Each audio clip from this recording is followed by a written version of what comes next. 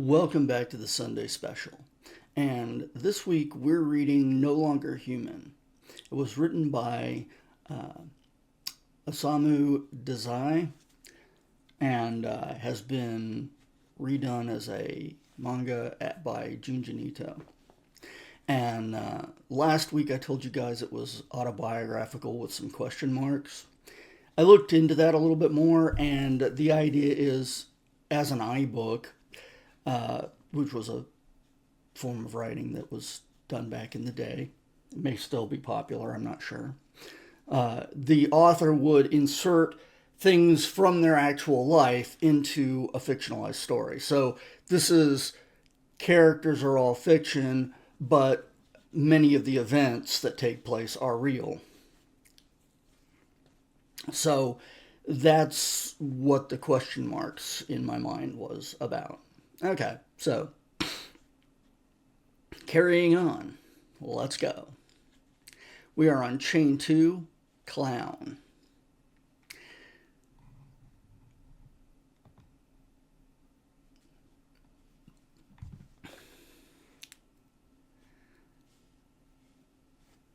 Actually, I guess we should start back on that page. So, recap. I felt as if the world before me had burst in an instant into the raging flames of hell. It was all I could do to suppress a wild shriek of terror. Ah!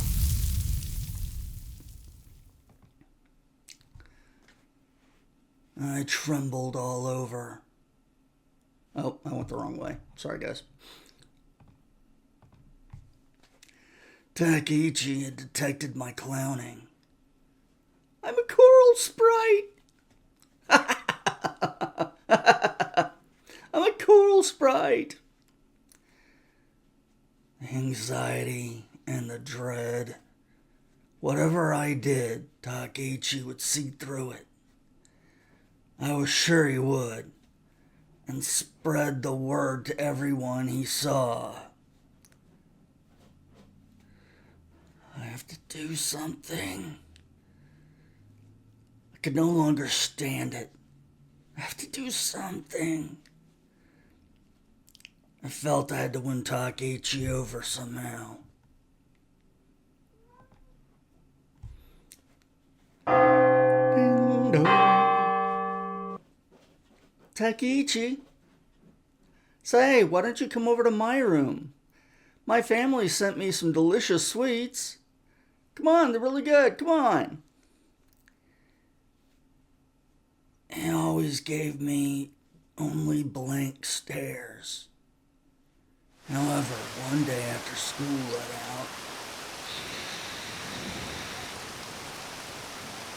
out, it's rain pouring all of this. It's pouring. It's pouring. All of a sudden it's pouring. Okay, I got that wrong. That's close enough.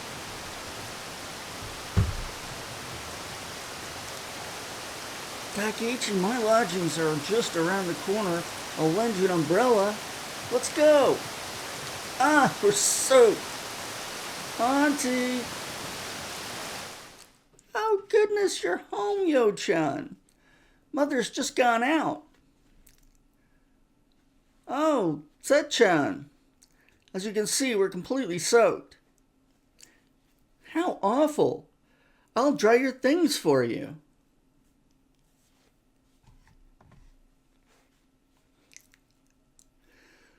Set-chan's my younger cousin.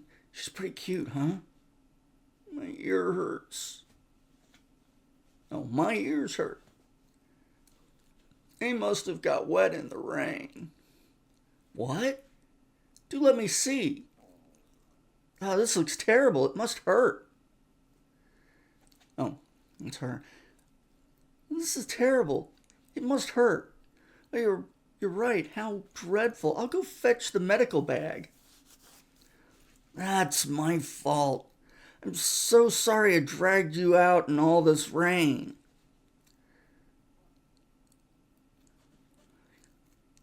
Here, Yo-chan, an ear pick. Cotton wool. Cotton, wool, and alcohol. Would you rather I do it? That's all right, thanks, said Chan. Now, Takechi, come upstairs.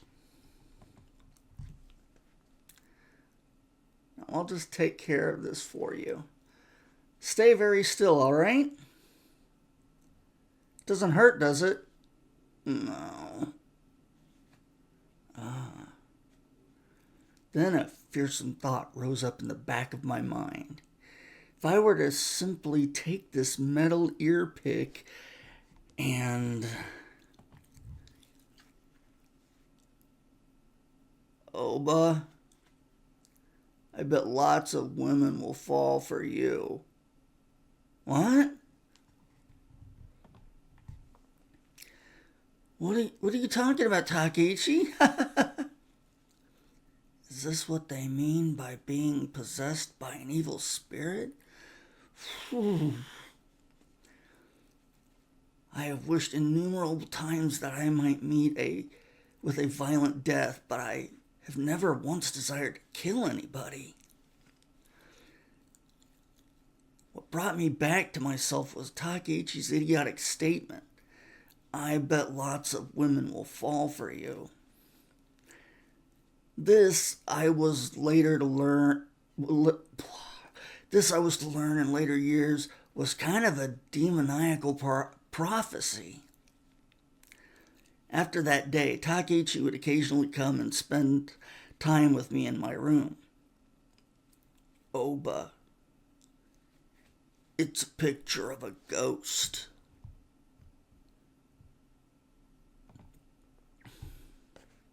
A ghost? I knew it was a picture of Vincent van Gogh. How about these? Do you suppose they're ghosts too? That's terrific. It looks like a horse out of hell. I wish I could paint pictures of ghosts like this. And he's reading or looking at pictures in a book labeled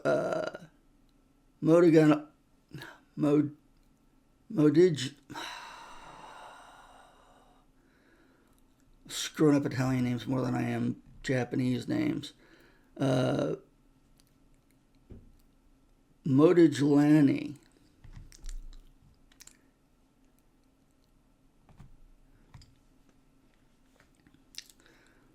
I realized at that moment that there are some whose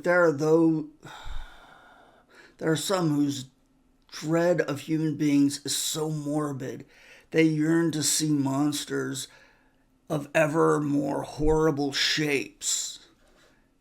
Painters who have had this mentality after repeated wounds at the hands of the apparitions called human beings plainly saw monsters in broad daylight.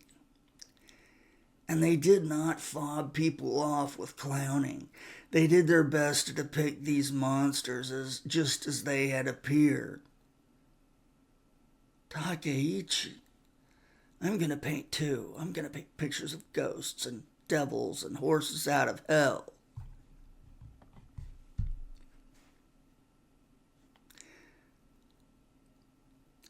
Clatter. Are you studying? Oh, Sister Set-chan. Flip. Hey, Yo-chan. Tell us another funny story. Yes.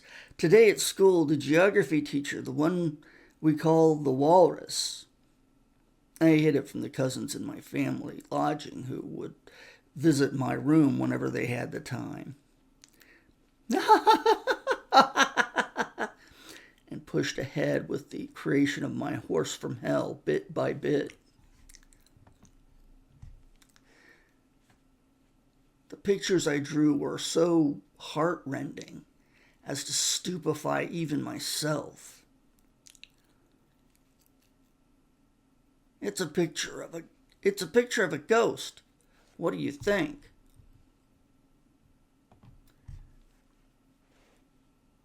You'll be a great painter someday. Really? It does look just like you after all. This ghost is you. This is your true face.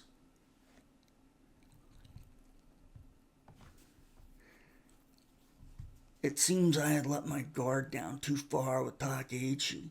I forgot that he was a fearsome presence who clearly saw through the worthless person I was. At that moment, when my fear and confusion had reached an extreme, words that surprised even myself fell from my lips. By the way, Takeichi, I can't underestimate you either. You're the one women will fall for. After all, you know my younger cousin Set-chan. The other day you came up in a conversation at supper, and her face turned quite red suddenly. She's clearly fallen for you. What? Really? Well, of course, this was an utter lie. Takeichi had indeed come up at supper, but he was only ever the object of my cousin's scorn. But on the spur of the moment, I told him the exact opposite. I never dreamed at the time this makeshift clowning lie would eventually lead to such an awful situation. Oh, but would you deliver this letter for me? What is it? Give it to Set-chan. I'm too embarrassed. Oh.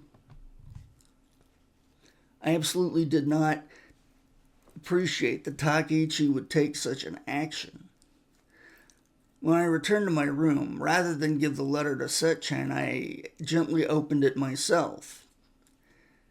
Takeichi's awkward pen spelled out his passionate feelings for her. Oh, but did you give her my letter? What did Set-chan say? Oh, yes. She was very happy. Oh, she was so delighted she had tears in her eyes. And as if because of that, Takeichi would come by my lodging almost every day. When he saw Set-chan, a smile would rise up on his face as if he were about to say something. Given that she didn't know what was going on, it was no wonder that Set-chan gradually grew to dislike him. Then one day, "You don't come near me! What on earth are you trying to say? Behave yourself! If you act any more strangely, I shall have mother talk to you. Don't touch me!" Whap! Oh, you're so creepy. You want to make me throw up? Yo-chan, don't just stand there, say something. Don't bring this boy home anymore. I can't stand it. Yo-chan, honestly, it's simply wicked. So mean, so malicious.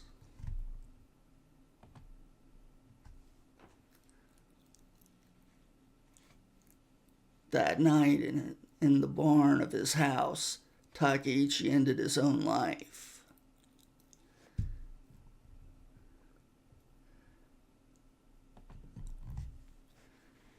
Takeichi is dead. Dear Lord, please forgive me. It is not with some self-reproach and regret that my own body shakes now.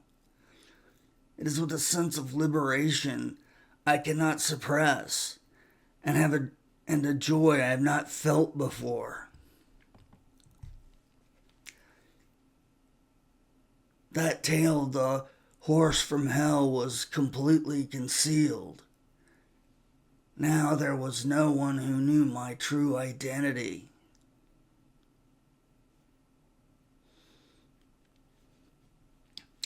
It seemed that my clowning could now be altogether at my leisure. However, Something wasn't right.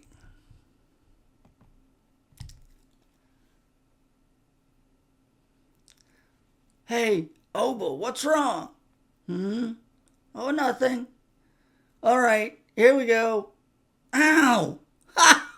You did it again, Oba. Ow, ow, ow. You did it on purpose. On purpose. Takechi's ghost appeared any number of times after that. On purpose.